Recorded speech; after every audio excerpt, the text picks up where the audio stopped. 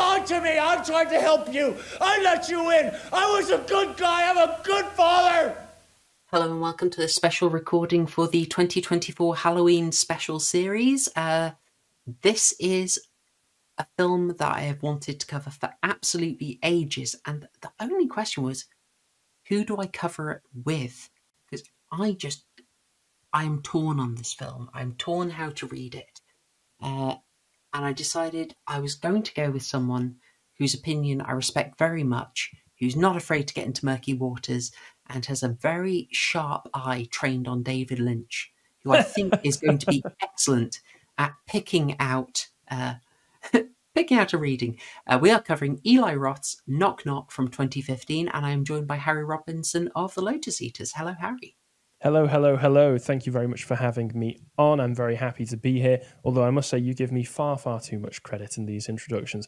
I'm a simple fool like the rest of us, muddling through the world and watching an entertaining film or here and there. And I will say, before we start, beyond anything else that I have to say about this film, it was entertaining. It was damn entertaining. The second half shift into a hard comedy was unexpected, but I appreciated it. Oh, a hard comedy. Oh, interesting. Okay.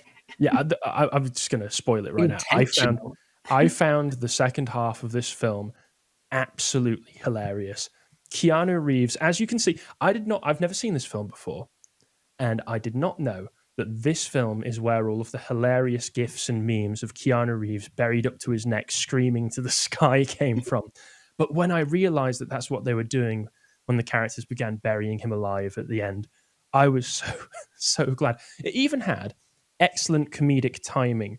The end stinger with his family returning home to find the place in complete disarray, and his son lets out that one-liner, "Dad had a party," cut straight to credits. Oh, Eli Roth knew what he was doing, all right? The second half of this film is absolutely hilarious. It does somewhat spoil the genuinely interesting tension that was being built for the first half, but you know what? After I realized what had happened, I was along for the ride. I had good fun. Oh, I'm delighted. I'm delighted to hear that. Yeah. I was worried that you'd just be sitting there seething, hating it, thinking this is the stupidest film that I've ever asked you to watch. You're just going to reach for your James O'Brien book in disgust to sort of cleanse your palate. I need to learn how to be right in a film gone wrong. James O'Brien at the time of this recording, so for some context, I've decided to take upon the arduous task of reading the unholy trinity of David O'Brien books. I've already covered his most recent, How They Broke Britain. Who's they, James? How many brackets are we putting around they in that one, James? My goodness, an anti-Semitic canard if I've ever seen one. But I've gone back to the source and gone to his first one, How to Be Right, a very humble title. And afterwards I'll be covering the sequel, which was How Not to Be Wrong. Hilarious. It's the laziest book I've ever written. I've ever read. Half of the page count is taken up by one-to-one transcripts of calls he had on his LBC show, and the font is already massive, so there's maybe only 4 or 5 paragraphs per page anyway. He must have done a weekend worth of writing to put this book together. If I could get paid and published by Penguin to do something like that, my goodness. Do you think it was even him? I mean, there's quite a trend. Wasn't it revealed recently that Konstantin Kissin's book, An Immigrant's Love Letter to the West, was just completely ghostwritten by, what's his name, Peter Lloyd, I think his name was. I actually learned that underneath one of my tweets, because I was telling Konstantin Kissin that he's a fifth columnist who doesn't care for the native British people and that I don't trust him and he's not an ally of ours. He agreed with me. And I Hypocrite responded underneath one of mine, and in response to I Hypocrite, Peter Lloyd responds saying that he actually had to fight a small legal battle to get his name put on the book that he ghost wrote for Konstantin. Now, I'm not saying there's a particular pattern of behaviour that Konstantin may fit into that's been attributed to many people over about 2,000 years, but I do think it's interesting.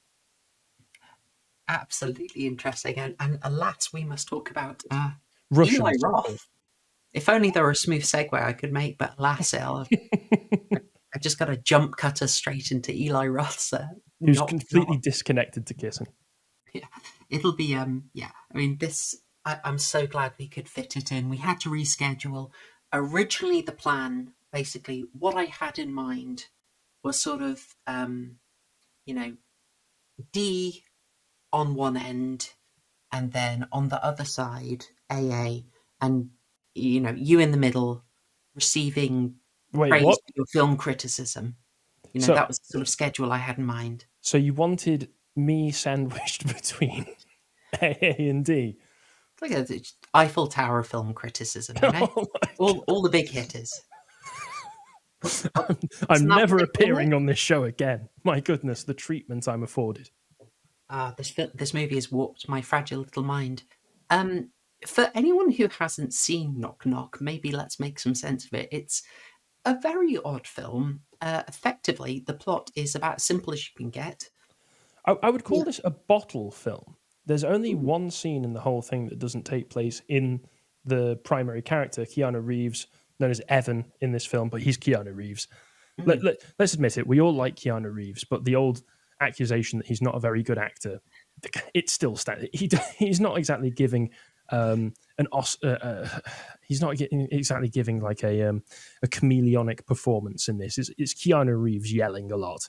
He played to his strengths, you know. But it's set in his house, and there's only one scene that takes place outside of his house. So it's very, very simple. And like I say, I would equate it to a bottle episode from a television show. Mm. It's fair enough. And all that happens is his family go away, and he's all alone when suddenly, in a manner very familiar to you from all sorts of media, including very recently, I thought, The Human Centipede is what it reminded me of. He receives a knock on the door from two young cuties, absolutely drenched and needing his gentlemanly assistance. Right. It's Ana de Armas in 2015 in a low-cut top, absolutely soaked through. And the director's wife... Do you turn her down, gentlemen in the audience? By letting her into your home, I mean, of course. I mean, I'll have it on screen so people can see. It is kind of an adult material scenario, and if you had that impression, well, the girls are very happy to continue that line of thought. Ana de Armas and Lorenzo Izzo basically set about Keanu Reeves, trying to seduce him as hard as they can until, well, frankly, the man can take it no longer and simply has to rattle them senseless. He absolutely has to rail the both of them. Oh, utterly. To be fair, he puts up an admirable front to attempt not to. He calls a cab for them. He continually avoids their advances to the point where I thought it was actually quite admirable restraint, because at the beginning of the film, you get these establishing scenes setting up the relationship with the family. Very on-the-nose dialogue, setting up that by that point, Keanu Reeves and his wife had not had sex for about 3 months. Their two children, who are maybe 8, 9, 10 years old, get into every room of the house at all times with no care for privacy, so they have very little opportunity. The film starts with them about to get it on, and instead the kids burst in, and also he's got a scar on his shoulder, which makes him a bit weaker, which explains how two young girls are able to overpower him later in the film. And also, if his right arm is a bit immobile, that's also only going to add to the problem, isn't it? Exactly. I'm half on whether that is actually deliberate or not. You know what? That might actually be sort of a sign of impotence. And also, we know that they want to get it on. They can't. They're interrupted. And there's all of these different signs showing that the family is incredibly overbearing and always on his mind. Every single wall of this home is either plastered in big, overbearing photographs of him with his family that are explicitly framed in such a way that it makes it look like they're watching him throughout the household, or they're plastered in his wife's strange and overtly phallic artwork and sculptures. This is why I ask you on. I don't feel crazy when you say that. I just like, my notes are like, house is chock full of dong. Yes. It's used explicitly as dong. At one point, when they're trying to seduce him, I think Anna de Armas begins running her hand up and down one of the phallic sculptures. So it's very, very intentional. I felt crazy until she did that, and I was like, okay, it's a dong. There's also the mention that he's got his hair grown out slightly, but the family, they all, like his wife and his son, both comment that they want him to cut it. So he's got a bit of the old wild child back in him still. We find out he used to be a DJ, but the family, as they do, they're trying to drain that last bit of life from him, that last bit of animalistic masculinity by getting him to cut his hair and shape up and be a real grown-up. So obviously there's a lot of repression in his life. That's what's being told to us. There's a lot of blue balls in his life, to put it bluntly. And so these two young girls just fall into his lap, quite literally. So again, the fact that he's able to stave off temptation for as long as he does is quite admirable. But eventually they just get naked and get in a bubble bath and start sucking him off before he can do anything about it. I mean, it was 2-on-1, you know. What was he going to do? He was outnumbered. They overpowered him. I checked, that's 39 minutes into the film, and it's an hour and 39. So I've only watched this twice, but I got it in my head that he lasts out a lot longer until sort of giving in. Well, certainly the first time watching it, it felt as though it lasted an age, because the first half of the film, again, before it turns into bring your entire family into enjoy comedy, is actually quite well done in terms of the tension that it builds, because it's not traditional thriller, not traditional horror tension that it's building. It's a very erotic and sexual tension, which is a very difficult kind of thing to pull off sometimes without just overtly turning into an adult picture, as you've suggested. Yes. And so I thought that it built all of these disparate elements quite well. And I was expecting, which is why the second half of it took me so off guard, for the second half to be more of a thriller in they try to continue to pursue their advances after they've left. He's trying to maintain secrecy from his family. And it was going to be a cautionary tale on the dangers of indulging in temptation that comes with married life, because older men, especially successful, older married men, on an evolutionary sense, you've shown yourself to be successful. You're able to provide for a family.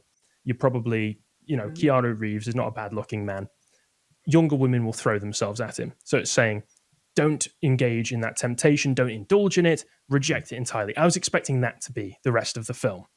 It wasn't. It really wasn't. Attraction, but for the porn sick generation, but people are probably wondering, Harry, like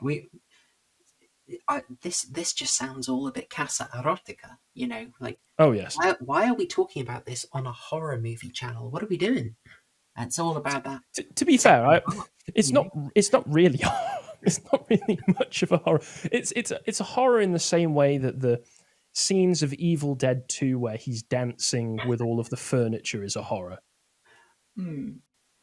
I mean, this is where I'm torn on it though, Harry, because I find this film in the second half, until it switches into the more direct parody, campy torture porn stuff, I actually find it for quite a good stretch really painful to watch, like almost unbearable. Like this thing where it's like the guy was doing his best, but okay, he screwed up and across, he screwed sideways. He's like all kinds of screwing, and then afterwards it's just sort of, oh crap, his mistake is right there, and all you're seeing is like this guy's life could be ruined, and this thing that seemed like almost like a porn dream is now this horrific reality, and he's got these girls are now just sort of cackling gibbon maniacs messing up his place, and it's like, oh no, his life is going to be ruined, and I just feel awful for him. Yes, there was a certain tension to that maintained after that, and I still consider that part of what is the first half of the film. For me, it is a bit of a switch that those two young girls immediately begin acting like children, which I think is intentional to lead into the second half of the film and how they behave there. But it was still, I was thinking it was a contrast between how these girls seem when they're in seduction mode versus the regret and the mistakes that you realize that you've made in that morning after. And I thought it was going to harp onto that, and I thought that was actually quite a well done scene, and it especially gets very, very tense where he almost comes to violence and begins choking the one who's not Ana de Armas. Lorenzo, the director's wife. Oh, really? The psychology of that, I think, is that's I don't know. Man. Right. By the way, look at Eli Roth at the time. He was growing his hair out just like Keanu. What did he mean by this? What did he mean by all of those scenes to begin with of Ana de Armas talking about how much she really just wants to get used to three-ways because that's the only way that she's going to get a man to stay with her in marriage. What did Eli Roth mean by, why did he get someone to say this to his wife? Was he sitting in a director's chair when he filmed this? Was he sitting in a different chair? Was he sitting with? Was he filming with one hand? You gotta wonder. You gotta wonder. Yeah, so that's like a separate patch of the film. That's where I find it. I mean, actually, on the first time round, I just found most of this post banging section really like painful to watch, and I'm almost like, is this an attempt to do horror without doing traditional horror? Like, can I do horror without blood and guts everywhere? Well, that's what I was thinking, because I've never watched Eli Roth's films before. I'm aware of him through his involvement in Death Proof, the Quentin Tarantino film, and his involvement as the war criminal Bear Jew in Inglourious Bastards. I've never actually watched any of his films. I know. I know that he directed. Is it Cabin Fever? Cabin Fever, yes. Yes, and the Hostel films. My sister loves the Hostel films, but I'm aware of their reputation as gore porn, and I've never been a big fan of those styles of films, so I've never watched them. So I was expecting something similar from this, but it did feel like he was trying to challenge himself. Oh, I definitely think he was. I mean, I'll stand up for Hostel, and I have done in the past. There's a couple of videos on my channel about it, but criticism that people have made is you can read these cool messages into the film, and all those messages could still be there without footage of people's eyes being blowtorched. So, oh yes, and I thought actually, yeah, he got me. It is excessive. Well, this calls back somewhat to our discussion that we had on the BBFC, where we were speaking about the censorship of films and the slackening of taste and the slackening of standards. And we've spoken about how all of the sorts of narratives and stories that are explored with these more sexual and violent scenes, think something like Game of Thrones, you can still have a very in-depth and engaging medieval court drama fantasy series without all of the degenerate stuff added on. And even saying that, the showrunners, I remember, of Game of Thrones, they were asked on set at one point by somebody, why are we having to film like a lesbian scene? Why are we having, what is this adding to the story at all? And one of the showrunners, they never specified which, it would either be David Benioff or D.B. Wise, said, well, this is for the pervert section of our audience. I mean, at least they're honest about it. Yeah, so they exactly, they know that they're not doing it for any grand artistic purpose. It's for the sensationalism and to get more pervy eyes on it. Even back in the day, I've been doing so much on Hammer. Infamously, one of the later Hammer films, Frankenstein Must Be Destroyed, there was a big furore because they'd filmed it as normal. It was a much darker Frankenstein interpretation, but they got a note back from the American producer that there should be a forced violation scene thrown in. And the crew hated it. They didn't want to do it. The director didn't want to film it. The actors didn't want to film it. They protested, and the American producer said, no, you got to put it in there. And then the British producer said, look, they've got the money, do it.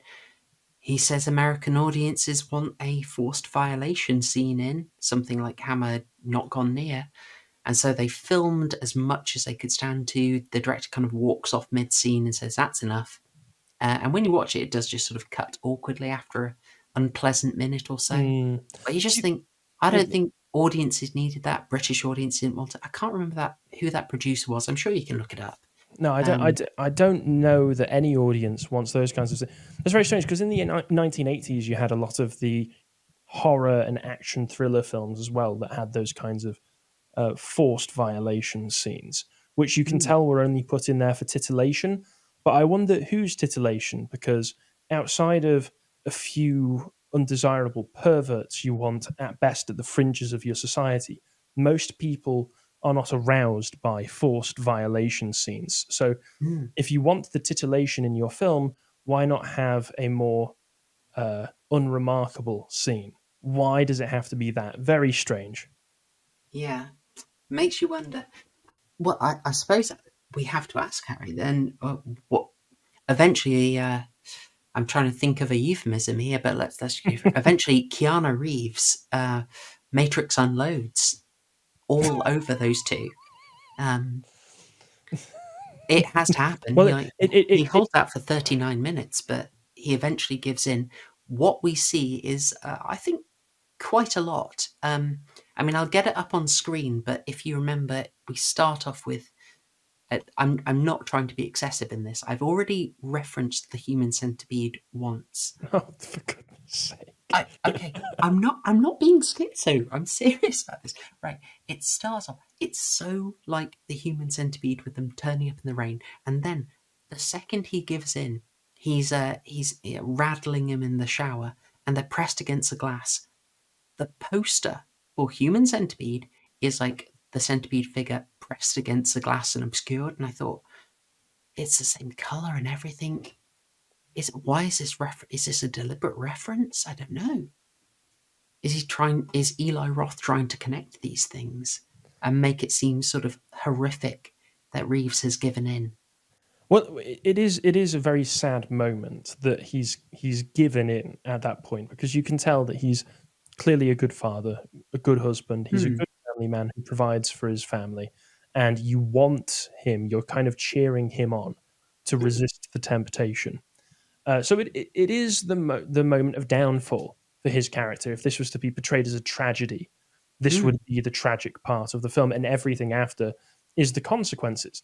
It's just that the consequences later on get ramped up to such a ridiculous degree, and Keanu's performance to go with it, it makes it turns it from a tragedy into an incredible comedy.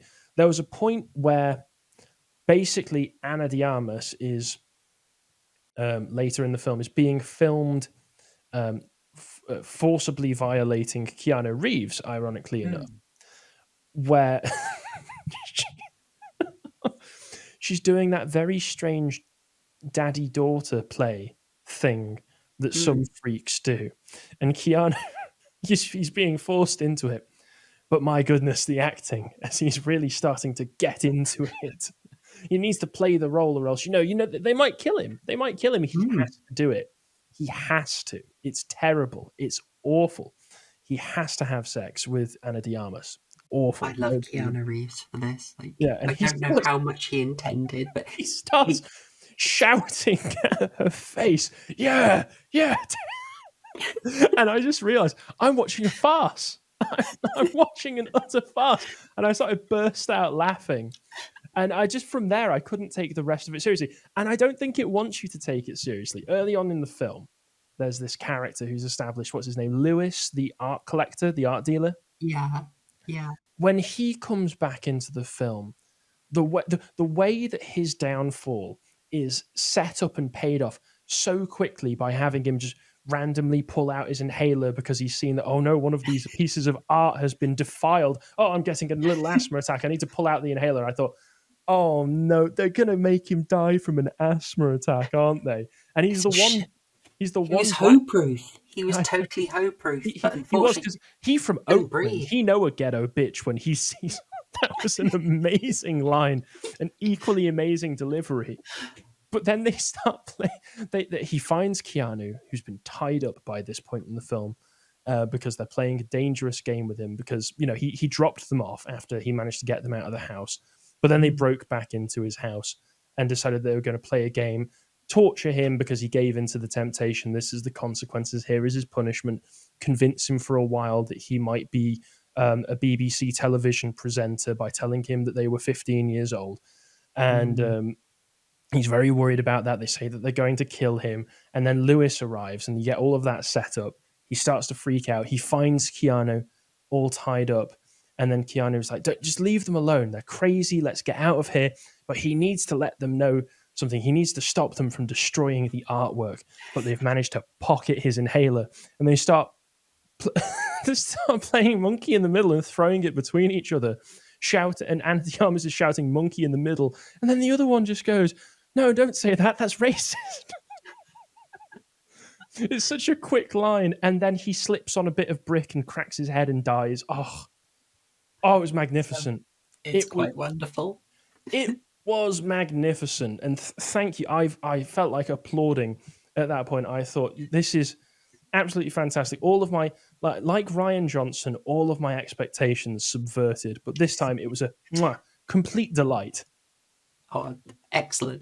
Again, as I said, I was so worried you would hate this film and think it was the stupidest thing, but it is the stupidest thing, but it's amazing. It knows what it's doing. It's working on several levels. If you expected it to be torture porn, you're getting Rian Johnsoned.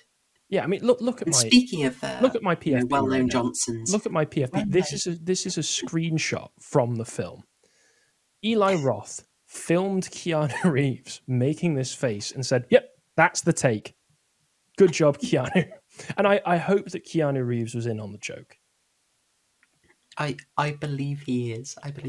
But, I mean, some of the other readings, I'm not so sure. But I guess one we sort of gone there already. But let's just clarify here. Yes. Morally, Keanu Reeves kind of didn't do anything wrong. I mean, or rather, he did something wrong, but can you condemn him? Because I feel he's going to be crucified for a test that, as the girls themselves make clear, no one really passes. Right. I'm a family man, so I have to be very, very careful with my words here. I will say 99% of men put into that situation would not have lasted as long as Keanu did. He was one step away from having them out of the door. But they essentially gave up on seducing him and forced themselves on him. Obviously, forcing themselves is probably too harsh a term for what they did. But still, he did everything beyond forcibly ejecting them from his house up to that point. And we already had established that he was a sexually frustrated and repressed man. And he was a former DJ. He was married in his late 20s. He's not had sex for a while. It's all set up to show you that he is in a uniquely vulnerable position. He is being held down somewhat in his masculinity by his family. And so he's in a uniquely vulnerable position to be taken advantage of in that way. We later find out that they had been spying on him early in the film. How? I don't know. Magic? Maybe. Yes. They were in the walls, perhaps? Who cares, right? They knew that he was vulnerable and they took advantage of him. So even in that situation, he did an admirable job of not having sex with two beautiful women throwing themselves at him. And on that, this brings to question the motivations of these two girls, right? Because he gives into temptation. They say, we thought you were going to be the one man who wouldn't give in to temptation, but you weren't. You still failed us, which is why we've punished you the same way that we've punished everybody else. They also then decide not to kill him at the end, which was very confusing because by that point, they've already killed another man. And they make mention, as they're loading this man's body up onto a van, that they have a contact who makes bodies disappear. thought that was a really weird line, to be honest. And their motivation is an absolute mess. Because they seem to also pitch in a little bit of like Belle was maybe actually abused. Yes, and is actually a little bit crazy, but then by the end of the film, she seems to have dropped that. So yes, they are absolutely baffled. I mean, as you say, they don't kill him, but I think that is one of the things that makes this film really interesting, and a sort of deliberate attempt to, in a good way, Rian Johnson the audience by showing actually now, isn't it a lot more interesting for a life to be ruined? Okay, he's alive, yeah, but his reputation is killed. Like true. However, there is something to do with the practical reality of the situation as it has been engineered that means that I think, as weird as it's going to be, he's going to be able to explain his way out of this quite easily. I know that the film of him having weird kink sex with Ana de Armas, Belle, as she's known in this film, is put up on Facebook. However, they've left their names at the scene of the crime. They've left their DNA at the scene of the crime. They've got their fingerprints on literally everything. They filmed themselves doing it, because that video that's on his Facebook, you can see Belle and what she looks like. So I give it that it would take about 2 or 3 days tops before they're picked up by the police. Also, Lewis's body would be there. I don't think they got rid of that. So yeah. You kind of make the case that these were pretty deranged people, and he doesn't have to confess to willingly screwing them. Yeah, he doesn't have to confess to that first night, because he can just say, they were crazy bitches who broke into my house and stabbed me in the shoulder with a fork to get me to pass out, and then did all of this to me, or else they were going to kill me. That's for the situation that he finds himself in, he's actually given quite the blank check to blag his way out of this, with a lot of plausible deniability as well. But again, returning to their motivations, I want to really hammer this home. So their motivation was to prove that middle-aged men want to have sex with two young, attractive women at the same time. That's a hell of a research paper. That's incredible. I think you can get funding for that. So, National Research Council. And they seem so terribly shocked and disappointed whenever the men actually do want to have sex with the both of them. I can't believe that after we literally stripped down and had a bubble bath with you, and then started to suck you off before you could do anything about it, that you then decided to have sex with us. This is so damning of your morality, Keanu. We condemn you for this. Yes. It's a fair criticism. Do they go from house to house doing this, saying maybe this time we'll find the one man who doesn't want to have sex with both of us, and then finally we can retire? ? One wonders. Is there a long-term plan here? Are they going to Thelma and Louise once they're done? Are they going to, we finally found the one good man. Off the cliff we go. Our purpose is done. One person, one reading you could take of this is a deeply feminist film, kind of taking revenge on people's porn fantasies. It's an attack on the porn sick. How about that? We could get behind that, right? I'm throwing out something that I may not necessarily believe in, because yes, but then I may see this film a different way. But then Eli Roth did have his wife and a young, attractive Spanish bird strip off for the camera with everything in view numerous times. So if this is to revenge on the porn sick, it's rather awkward that he gave them fantasy fuel of their own. I mean, okay, so there is... I was trying to dissect this because, yes, there is a lot of build-up, and I'm trying to choose my words carefully because it's sort of awkward. It really starts to crescendo to a climax. I think it's It the builds, sort of erotic builds. aspect in the beginning is actually genuinely effective, whilst also still having a sinister undertone. Oh And yes. when he actually does pop the cork, as I said, the human centipede-like imagery, the fact that you don't get a American Psycho Keanu flexing whilst looking in the mirror moment, And a you terrible just see shame that these we kind of don't as well. disembodied bits. It's like the actual banging isn't that erotic, or it is like deliberately non-erotic. Do you Well, think that's it's fair? kept mostly out of view by us. Hmm. And then after that scene, we immediately get the morning after where he receives a FaceTime phone call from his wife and he's trying to conceal what's been going on. And in the Hmm. background, they're flashing him to try and get it caught on camera by his wife. So they're taking the sexuality that was once the night before so Hmm. alluring to him and flaunting it in his face as a mockery. Yeah, absolutely, absolutely. When they press against a stream, suddenly the thing you've been looking for, it's in the cold, literally the harsh light of the morning, cold light of day.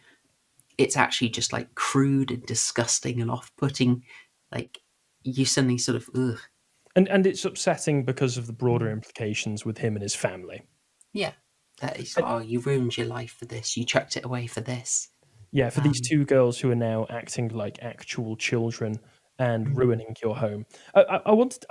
It slipped my mind earlier, but I just but while it's jumped back in, you mentioned, of course, that this is his wife, Eli Roth's wife, playing one of mm, the main roles in this film. It's reminded me. yes, Have you ever? I don't know if I mentioned this before to you. Have you ever watched Sons of Anarchy? I haven't. No. Because there's a very interesting thing in that, which is that the showrunner of that cast his own wife in one of the lead roles. He cast I forget her name in real life, but she voices Leela in Futurama. She Katie played Sagal. Yes, Kate Sagal. Mm, She plays the matriarch of the family that runs the Sons of Anarchy, and in the patriarchal role, the showrunner cast Ron Perlman, who's one of his best friends, mm, and he directed numerous episodes where there are not quite as explicit as in this, but numerous sex scenes between his wife and his best friend.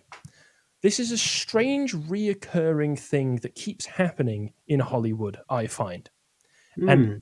What perhaps should you are Ollie right make that of this? behind the director's chair is another more subtle but equally important chair that they like to sit on, in a corner perhaps. That's interesting. That's interesting. Hmm. Nintendo Switch nearby. Well, I mean, you mentioned Oh, that. I'm sure Ron got it to him as a filming gift. It goes all the way back. I'm sure you remember the Underworld series. Oh yes, Vampires, that was what's her Lycans. face was the director's wife, wasn't she? That's right, yeah. Kate Beckinsale is the wife of director Len Wiseman. I think that's his surname.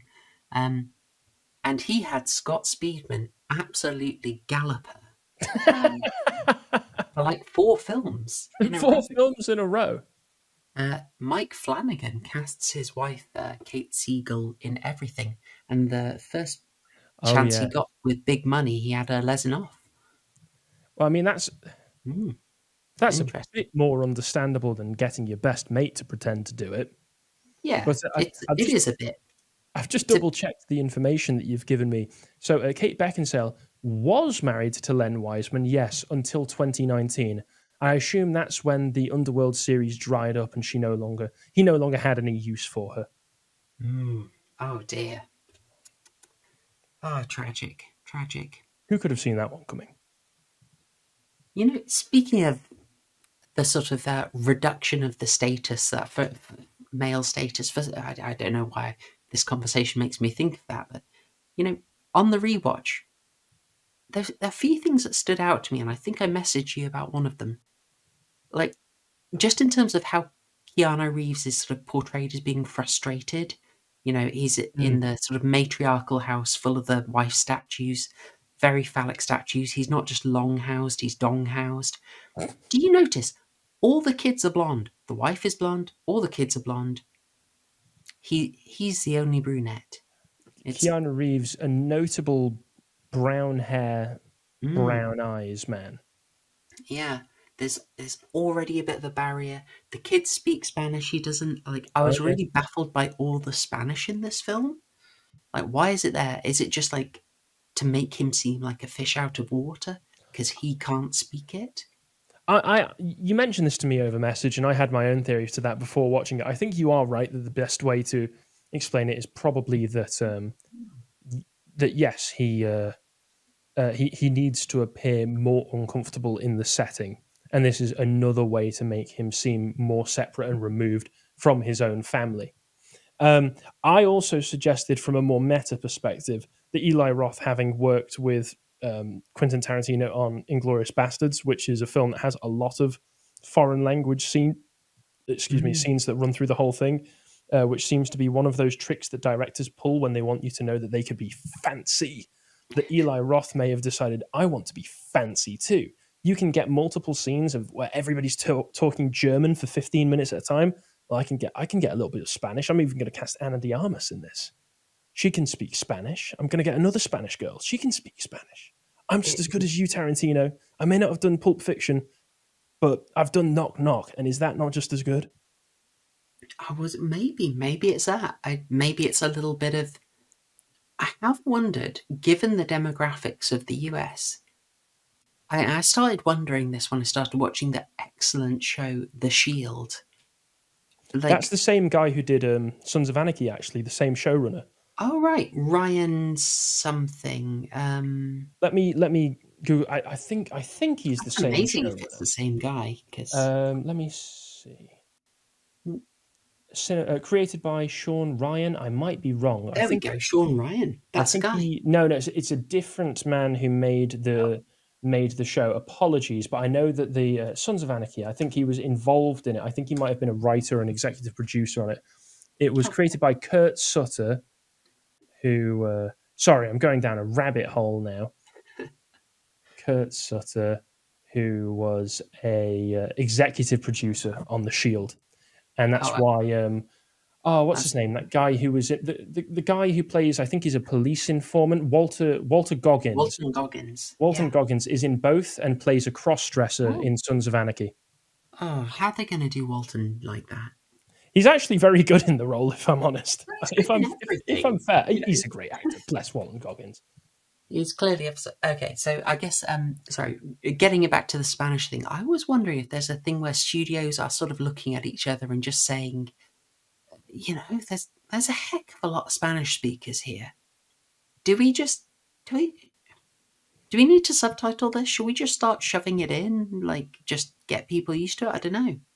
I'm kind of waiting. I'm sorry, this is so off topic from Knock Knock, but I am waiting for Disney to kind of bite the bullet and just fully release a Spanish film with English subtitles. Maybe they've done a number of those Pixar films. What was it?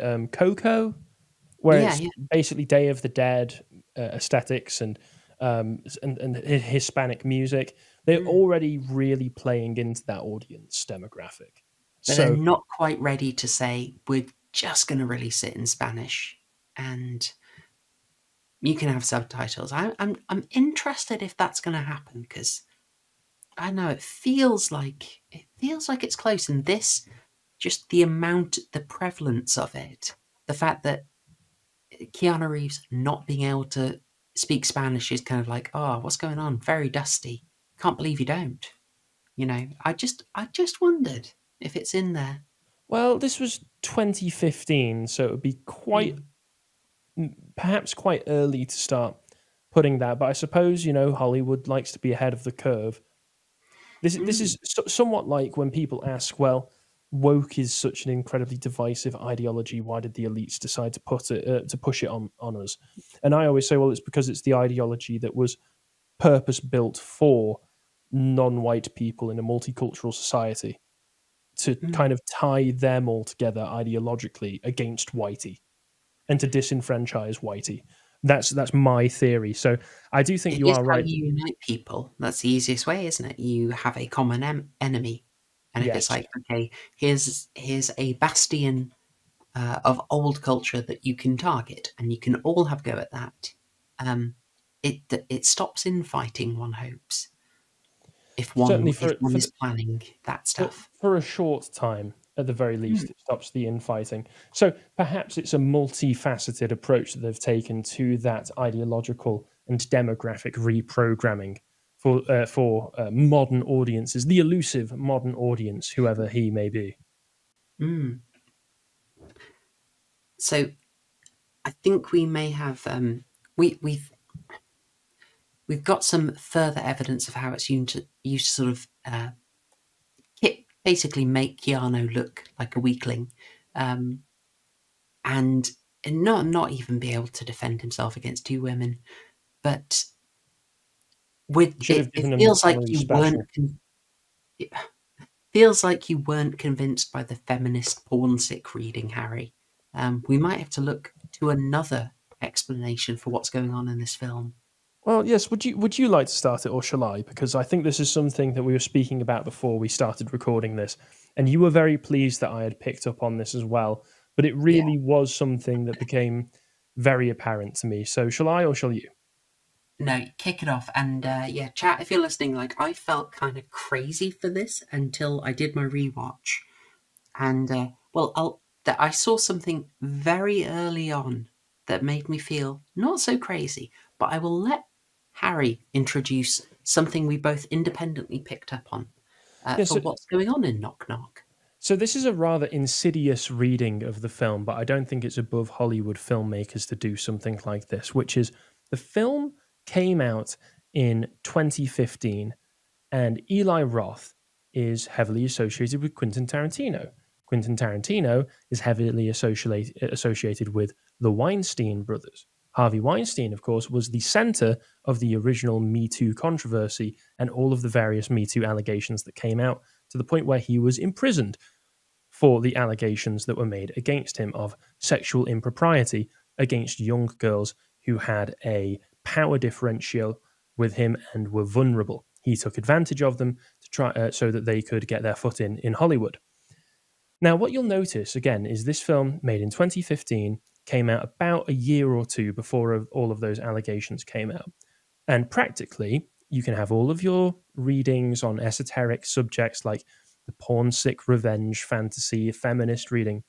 What is it, practically, that the film is showing you scene to scene? It's showing a poor, defenseless man being repeatedly overpowered and seduced by two women who then play torturous mental games with him and accuse him of being a BBC presenter without any evidence of it, and repeatedly say that they're going to tell the authorities and tell his family and ruin his life, when all he wanted to do, living in the Hollywood Hills, the film opens with a picture of the Hollywood sign showing you exactly where it's at. All this man who wanted to work in Hollywood or around Hollywood wanted to do was get his work done, and he was set upon by two vicious, evil women who wanted to take advantage of him and then ruin his life. He's tied down in a chair, and he gets to give what Keanu Reeves dubbed the free pizza speech, where he basically makes a case that, literally they turn up offering him free pizza.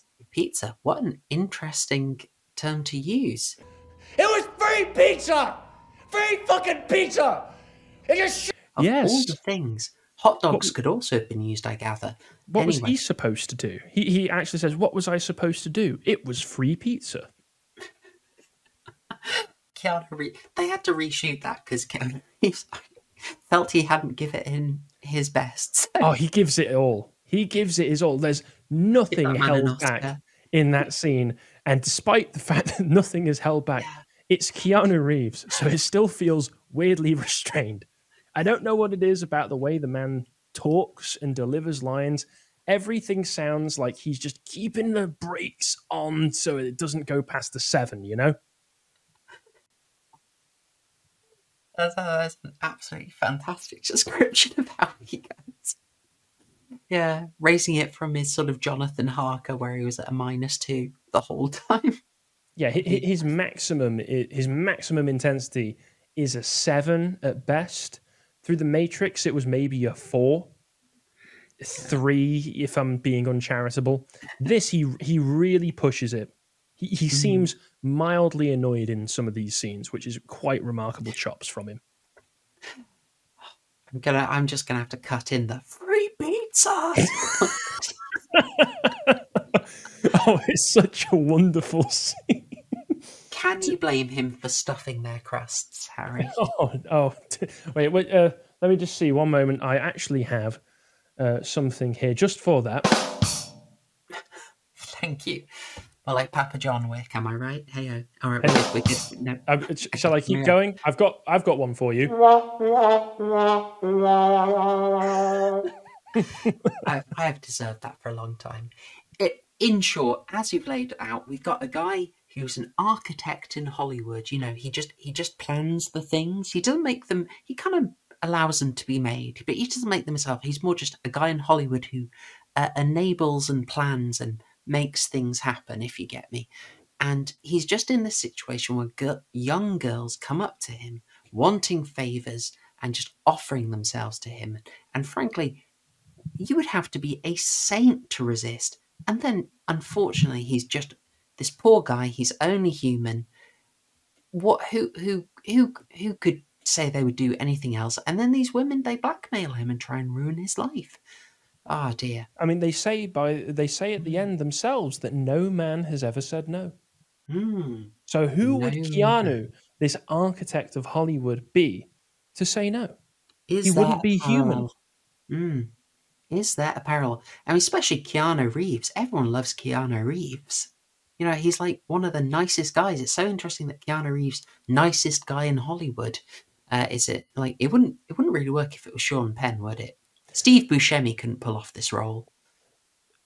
He could pull off the bug-eyed raving lunacy of the second half, but he couldn't pull off the same sympathy that Keanu Reeves does. And I think this reading as well could play into why the second half takes such an incredible tonal shift as it does as well, because you can't be angry at Keanu Reeves when he's chewing the scenery the way that he does. One of the funniest things is for me was how cartoonish it was when she stabs him in his bad shoulder with a fork to get him to pass out. She just keeps applying the pressure, and he's twitching, and he can't take it anymore, so he passes out. So they tie him up. And it's incredible. Instead of doing what any normal person would do and just scream, go ah in pain, Eli Roth has him comedically go, my shoulder, my surgery, no. Like a normal person would do. The scream would go above a 7. We can't do that. No, we can't do that. So, Keanu, let's see, you've got a bad shoulder, you've had surgery, you're being stabbed. Yeah, just shout my shoulder, my surgery. That's screenwriting, right? Oh, dear. Can't get out of my head whether his DJ name was Keanu Reeves. I don't know why that came in. Bloody hell. That would have to be, wouldn't it? It would absolutely have to be. But yes, so all sorts of bizarre choices in there just to make it seem. Well, he's cool. Dear. Evan's cool.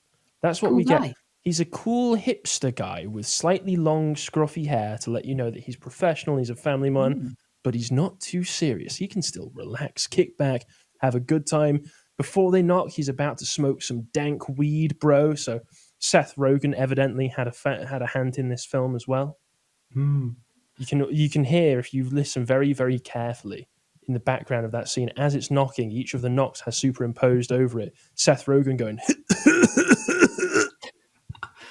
weed, am I right? God, I'm sorry. I'm sorry to anybody wearing headphones out there. Yeah, so Knock Knock as a kind of Me Too advanced psychological defense operation run by someone one step removed from your boy Harv. Is that crazy? Is that too paranoid? Would Hollywood do something like that?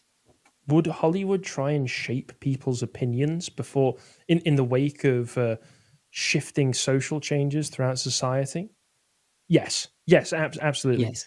Whether or not Eli Roth was doing it on purpose or consciously, I personally believe there is an element of predictive programming to this film, where Hollywood has been known for a very long time to be a very sleazy place with a lot of the casting couch allegations floating in the ether for a long time. it must have been known at some point that a lot of these allegations were going to come out eventually. So Hollywood, for a while, has put out these kinds of films intermittently where poor, innocent men have been accused of crimes they didn't commit by women who seduced them. Mm-hmm. Not saying, of course, that is not something that doesn't happen in the real world. Of course, that does actually happen in the real world. But you need to take it with a big pinch of salt when Hollywood presents this story to you, because Hollywood never does anything without its own interests in mind. Yeah, I mean, I feel crazy saying this because it's like I want to argue against it. I want to be like, well, Hollywood put out a film like Hard Candy in 2009, which sort of played a much darker version of this scenario, but went hard on, no, it's never okay. But that was 2009, I think, and that's quite a long way before this. And at the time this was shot in late 2014, Ronan Farrow was already very actively investigating Harvey Weinstein, already actively getting feelers out, and interestingly enough, randomly enough, finding out he was being pursued by Mossad agents. Really? If you listen to his, he released a massive podcast on the investigation, and all sorts of interesting people tried to shut him down. The point is, at this time, it would be known that was being looked into, and as you're not going to be surprised, Harry, this is an extreme open secret. Many films have been increasingly bold about it, from subtler things. I'm afraid the only examples that come to my mind are like Lost Highway and Mulholland Drive, to Scream 3. Scream 3 in particular, very blatant about it. You know, they were talking about it. There was a bit of a momentum building, and so I can be torn, but I kind of can't unsee that narrative, especially when, as Harry pointed out, the first thing you see in the film is the Hollywood sign. The very first. Didn't need to show that. So it's not actually relevant where he is, you know. Could have been anywhere, but they really want you to see Hollywood. I think it's in there. Now, is Eli Roth fully on board with exonerating Harvey? I don't exactly think so, but it's dodgy, man. Yeah, and if you're wondering about the propensity of Hollywood to try and shape people's opinions using its films, because people take a lot of their understanding of the world from the films that they view, mainly from Hollywood. It's very interesting to consider that you mentioned Mossad. For a very long time in Hollywood, there have been actual Mossad agents being given Mossad money, executive producing films that present a particular picture of the world. So I'm looking now at the production credits for the film JFK, the Oliver Stone film from 1991, which paints I've not watched it, but as far as I'm aware, it paints a very, very convoluted and conspiracy-riddled vision of what it was that happened to JFK that do not point a finger at particular groups. That film was produced by a man, executive produced by a man called Arnon Milchan. That man was born in Israel and later admitted to being a Mossad agent. Fascinating. So why would a Mossad agent be producing films for Hollywood? Gosh, I don't know. High verbal like you? Very strange. Very odd. I mean, many people have done this. I mean, I find my way back to Casablanca, just as Casablanca as a very blatant motivating tool to say, America, get in the war, get in the war, get in the war, come on. So yes, public persuasion and public perception management is a Hollywood classic. So it might sound crazy. Instance of Hollywood working with the, I think it's the OSS which later became the CIA in the 1940s to produce Hollywood propaganda films to inspire the war effort. Casablanca was absolutely one of those films that was produced as a propaganda piece. I know it's considered a classic, but it's absolutely propaganda. And even in Britain, the UK government has worked oftentimes with soap operas to put particular messages out to the public to disseminate them. Oh, indeed. Oh, indeed. So if we sound a bit crazy, not so much. Not so much at all. And so, yeah, that is sort of the reading I get behind Knock Knock, behind what's going on there. I mean, we're only going to go for about sort of an hour and a half. So I won't make a big thing, but maybe I want to complicate it, and you can just say no if you want. You can say this isn't going anywhere, but I do think there is a complexity around Me Too. Like, I'm not exonerating your boy Harv, but there is something about the way you know how a narrative is shaped, like in wrestling you need a blow off, right? You build the heat, you build the tension, the interest, and then you have a blow off, right? You need something to cap the narrative. Oh, yes. And it feels like Harvey was that, but it's almost, did that really do the job? I mean, like, you get one big scalp and then you're good. Like, it felt like Hollywood having... Did Hollywood suddenly clean up its act as soon as Harvey Weinstein was caught?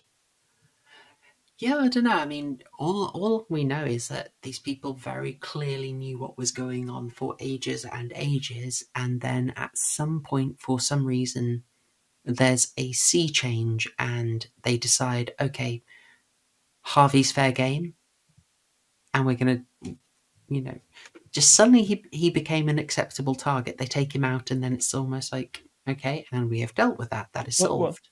It goes away now. Of course, the problem hasn't gone away. To answer your question, Hollywood has always been like this. Has Bryan Singer ever been investigated for all of the numerous allegations that have been made against him? No.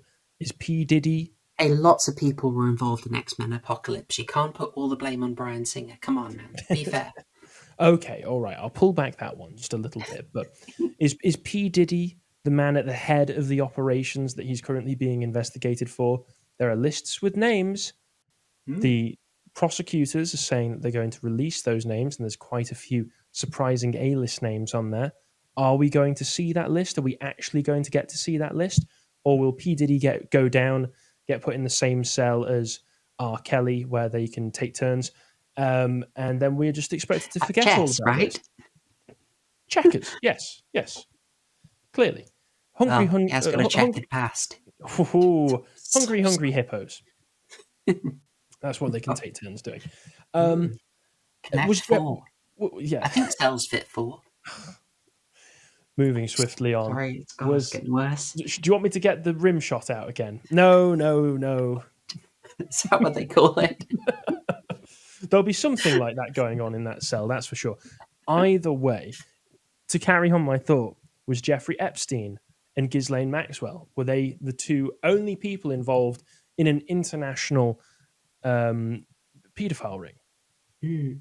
Were they the only people? I mean, he killed himself, supposedly, and she's in prison now. So is that the end of it? Are all of the people who were involved in that crime, are they to be exonerated now?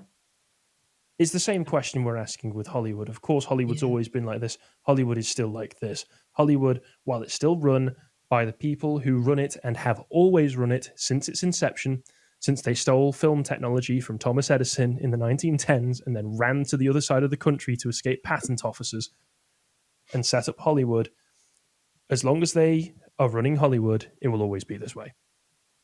I mean, I don't disagree with you on the nature of those lists. But I do wonder, in the nature of Me Too in particular, if it's convenient for a lot of people to go fully black and white on this and not sort of call into, on some level, was there an agreement to benefit from a grubby business?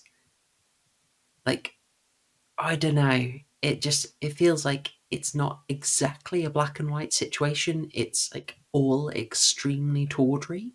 Oh, I agree with you entirely. Many of the people and the women who go into Hollywood know what they're getting into. They know the reputation. They're willing to make those sacrifices at the time. And then they will either stay quiet about it or they will then later come out with the allegations. Now, I'm sure there are plenty of women in Hollywood who didn't know, who were naive and didn't know that that was going to be the agreement and were pressured into it. But equally, are there plenty of people? And here I'm not just saying the women as well, the men. P Diddy was not just getting girls to do things for him, according to these allegations. The women and the men are all complicit. The children too. Oh yes, but they're all complicit, and that's what makes it so that when they later maybe phase out of their acting roles and decide that they want to start producing and writing and directing, that's why they're perfect for it as well. Because if they're compromised, then everybody is safe. Mm. Yeah, if it works for Hollywood, I'm sure it works elsewhere. Yeah, and if and they will go on to further compromise the people below them, so that the cycle continues. That's broadly how I see the media entertainment industry as working, and also the international political system as working. Certainly, the Tory party works that way. Folks listening, that might not be where you expected a conversation on Knock Knock to go. You may have thought that, okay, this film is a sort of weird goofiness. It is just like extremely original, trying to do a horror film that touches at a form of horror not rooted in direct physical violence.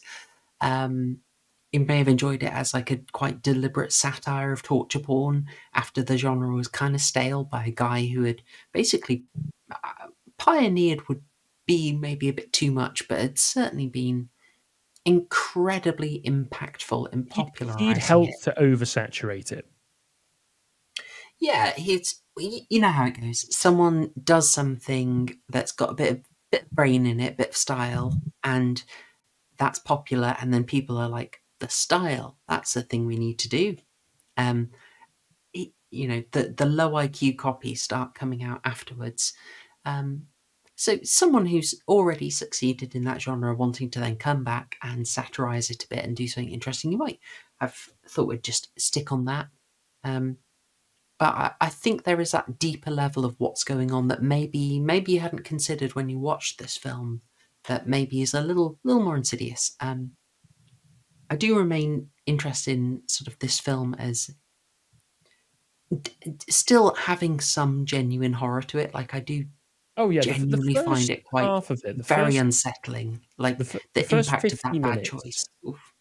The first 50 minutes or so are genuinely very tense, but then it descends into farce, and I was very happy to see it do so much happier than I was anticipating. Again, my recommendation for this film, I'm sure many people thought, oh God, Harry watching Knock Knock, he's probably going to hate that. No, I loved this film. This film put such a big, broad smile on my face by the end. The first half, very effective at building tension. The second half, it's like they pumped that balloon all the way fit to burst, and then Eli just popped that pin in it, and it popped, and it was glorious. So I would actually recommend this film. If you get the opportunity, don't spend too much on it. Don't spend. If you see it cheap in a CEX, pick it up.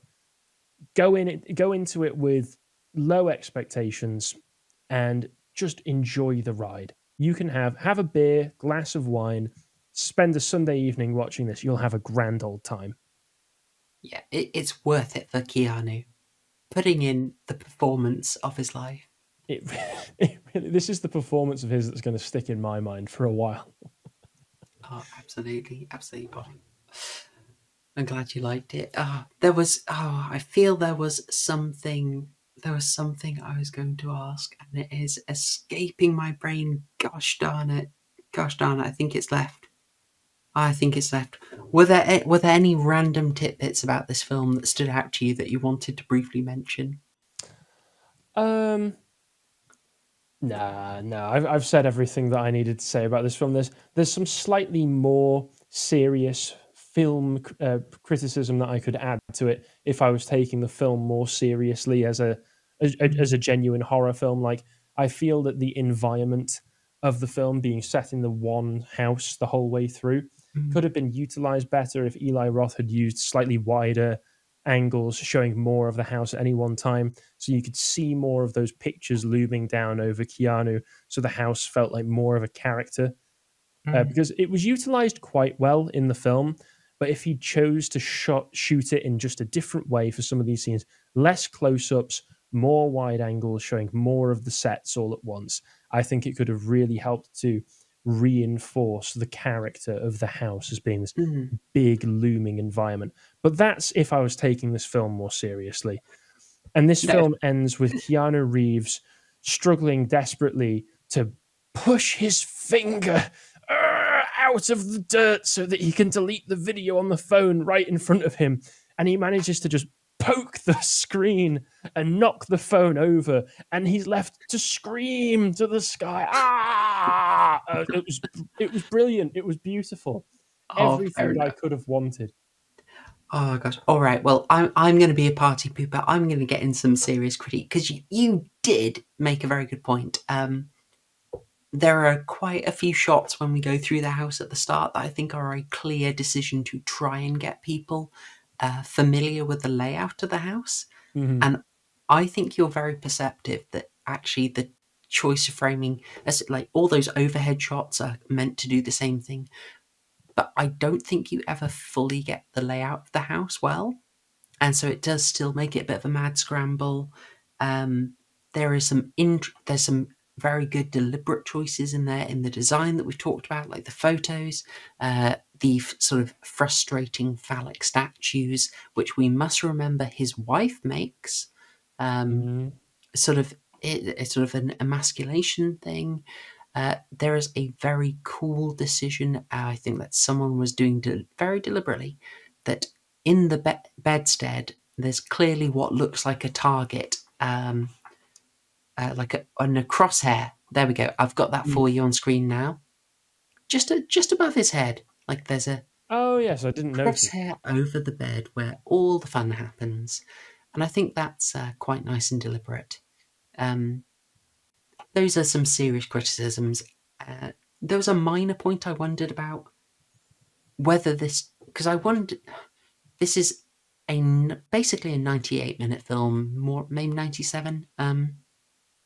It did feel to me at some point like they'd padded it, like they were a bit worried they were coming in under the time. And so they did a bit of time wasting, like he drives them away and leaves them off, and then they basically come back within about 5 minutes, or quite a few random shots of them just trashing the place that made me think, oh, you probably filmed a bit of a sequence there and you just felt that you needed to use it to get the runtime up. Do you think that's fair? I suppose so, although I felt that was, those scenes of them destroying the place was at the very least helped to reinforce that these two girls were very childlike, because they were acting like children misbehaving when they decide to go out of their parents' view and start smashing things up. I will criticize and say, I think that there was something trying to be said there about the innocence of girls being perhaps corrupted by older men, but if there is a message trying to be said there, it gets very lost in the wash.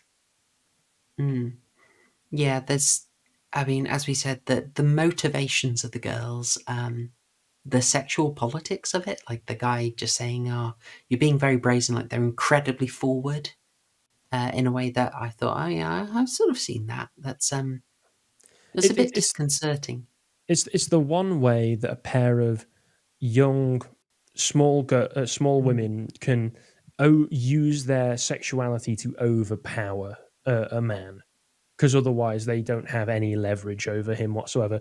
So it's the typical thing of, how does a woman control a man when she doesn't have a physical superiority to him? Well, she uses her sexuality. So again, there are different threads that the film sets up and keeps returning to throughout the runtime, but the actual narrative, because it goes gonzo towards the end, leaves it very confused, as if those threads were ever actually trying to say anything. Perhaps they were left. Perhaps they were trying to establish things that were left on the cutting room floor. Maybe. I mean, it was adapted from like a very blatant late 70s exploitation thing called Death Game. So I feel like probably some elements are taken direct from that. Other bits are thrown in. Maybe studios had a word about some things that should go in. And from that, and Roth has his own ideas and it makes it a hodgepodge. Certainly it's a bit of a tendency of him is that he doesn't like doing straight horror. He will throw in comedy. This, I would say, is his most successful attempt. In Hostel, it's really quite jarring when suddenly kids suddenly get a funny Psycho reference, or you get kids just booting a severed head around and funny fiddle music playing. It's like it comes a bit out of nowhere. Quite a tone shift, yeah.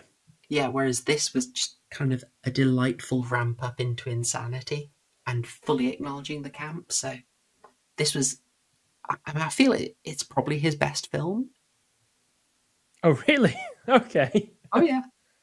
Well, I like Hostel a lot, but some of the jarring stuff is in there, and this one just sticks with me a lot more.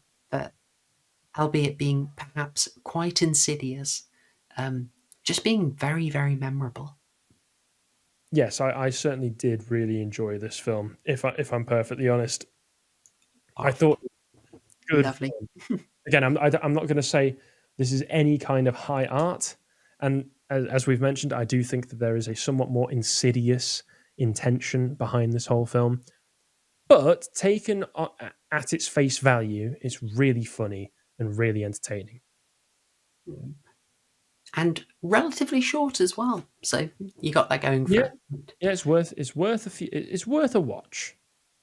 Excellent. Well, I'm glad you didn't despise it. I did feel some trepidation asking you to cover it, Harry. I'm a man who enjoys high camp. You need to, in the future, these sorts of films, these sorts of like high camp, really bad, really funny in a kind of rubbish way. Don't hesitate to ask. Not saying this film is rubbish, but you know what I mean. No.